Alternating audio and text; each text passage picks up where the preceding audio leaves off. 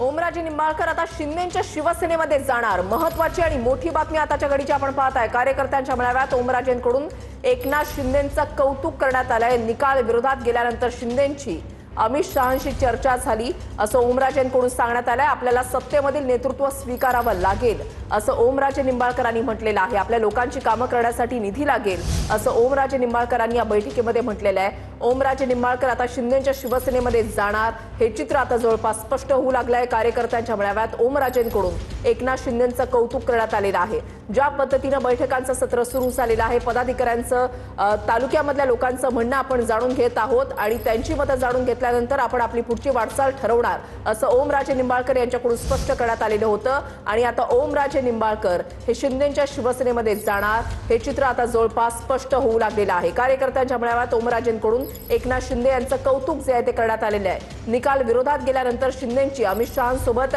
चर्चा झाल्याची माहिती ओमराजे निंबाळकर यांच्याकडून देण्यात आलेली आहे। एकनाथ शिंदे यांनी देखील या संदर्भातली काल माहिती दिलेली होती की या संदर्भात अमित शहांशी आपण चर्चा केल्याचं एकनाथ शिंदेंकडून सांगण्यात आलेलं होतं।